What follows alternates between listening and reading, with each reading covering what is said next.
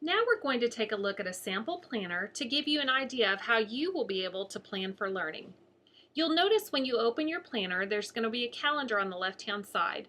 Just to clean your view and give you a larger planning space, you might want to use this blue arrow and just single click and collapse that calendar down. You'll notice your viewing area gets bigger at that point.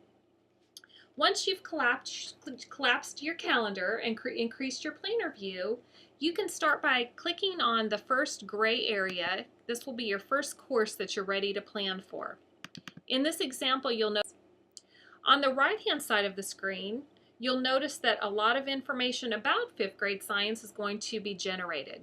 The first thing that's going to come up are the ELPS, the English Language Proficiency Standards.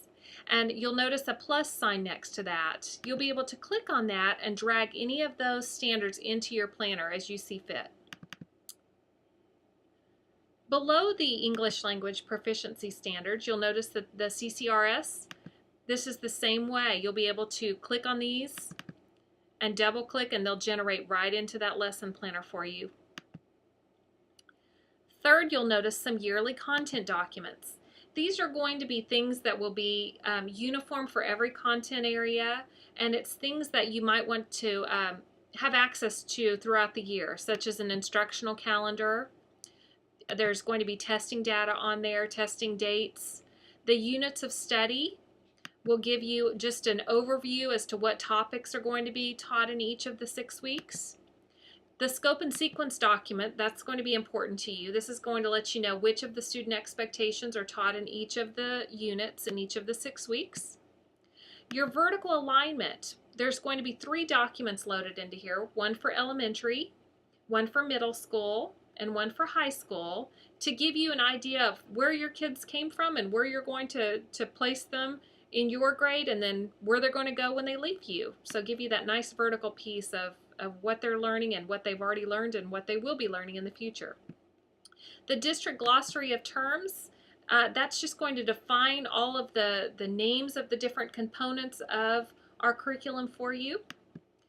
District instructional resources, that is a document that will tell you exactly what should be available to you in your content area for your grade level. These are things that should be district-wide items that your campus should have for you. And then the state assessment information, this is anything such as blueprints that TEA has released about any testing that we might have. What I would suggest is when you open things up, go ahead and when you're through with them, click them again so you collapse them back down. You'll notice that when they're open, that plus sign becomes a minus. And then once you close it back, it'll change back to that plus sign for you. It'll just keep it a little bit more organized that way. The process skills are going to be loaded in a folder of their own. So as you plan, you can appropriately decide which of those process skills you're going to be using on that particular day in that particular activity. So if I'm teaching 5th grade science and I'm going to use safety goggles and gloves, I can double click on that process skill and you'll notice it generates right into your lesson planner. And once you've selected at least one process skill, you'll be ready to move into your specific 6 weeks and select some of those student expectations that are appropriate. So if we look at first 6 weeks and we open our standards for the first 6 weeks, you'll notice we have some color coding here. The blue color is going to represent the supporting standards, and the red is going to represent the readiness standards. So that gives you a nice visual on what you're covering that day. If I want to teach about matter and physical properties, 5.5a, again, just like the other standards, I can double click and it'll generate it right into my lesson planner. Now I'm ready to start deciding what I want to do with these standards. So I have a couple options at this point. You'll notice whenever we clicked on 5.5a that there's a resource box right below, right down here, and whatever is tied to that specific student expectation is going to pop up at this point. And this is a really nice feature because you're going to have different activities and different resources that are specifically tied to that student expectation at your disposal to use. And it's as easy as clicking. So if we click on standard clarification right here, And eventually these will be loaded in for every SE for every content area. You'll notice that this has completely broken that SE apart for you. It tells you the rigor, what the kids are going to be doing. It gives you some nouns, some concrete words the student should know. It tells you the content you'll be operating under, as well as the context. And it's also going to give you a sample assessment item so that you know exactly how that SE is going to be tested. This button right here, Use in Plans, if you click that, it's going to kick that directly into your planner. And if we scroll down just a little bit, we'll notice that's going to pop up right there for you. So you're going to have all that at your fingertips if you want. Another feature of the lesson planner, if I scroll back to where my standards were loaded in, you'll see another little italicized sentence that says, click here to select checklist items for this lesson. If I click on that, you'll notice some strategies and some structures and some evidence of learning. Tells me if I'm doing a worksheet or giving a quiz or playing a game, what kind of materials that I'm using. You can click on these and then close it out, and it's going to save all that information right into your planner too. So it's going to be very, very easy for you once you decide to include a different activity, or if you decide upon a different structure, it's going to be easy for you to note that in your plans. Okay, once I decide upon my student expectations, I've loaded in my clarifier for my particular student expectation I'm working with, then I can start picking some resources and some activities to put in. Let's say I know for sure I want to use a phase change chart in my activity. If I double click on that phase change chart, it's going to give me the choice to open that attachment, and I can use that right in my lesson plans if I want. Just like so. So that's going to open for you, and if you click Use in Plans, you'll notice that it's going to generate into that lesson plan right under Attachments. Right there. Okay, so we've got a couple things loaded in.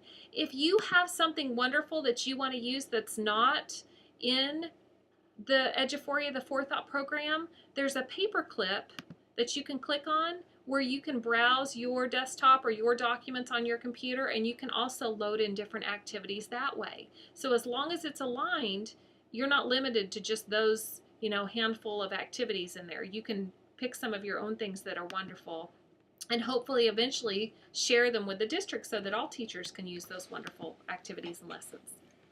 Okay, once we plan for one course, so right now we've got Science Grade 5 done. If we scroll down on our planner, you'll notice that there's a conference period loaded in here. This is just one of those special entries.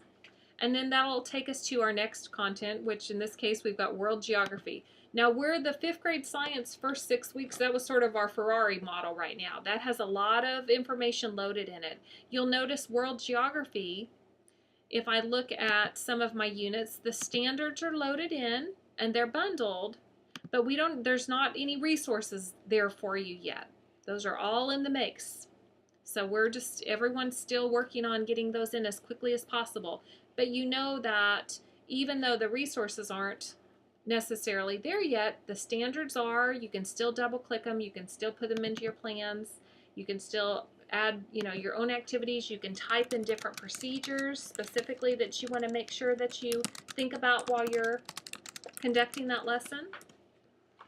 So while it's not complete yet, that's sort of our Camry, not necessarily a Ferrari. That's sort of our middle of the road. Again, we've got lunch in there. That's another special entry.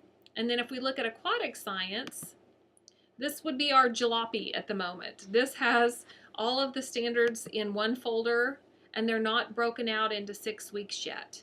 Now, be aware that this is a work in progress. So our hope is by August, when you come back to school, that these are grouped and have nice little documents in there for you to use with some sample assessments and some resources. It just takes a little bit of time to get all those jalopies up to that Ferrari model.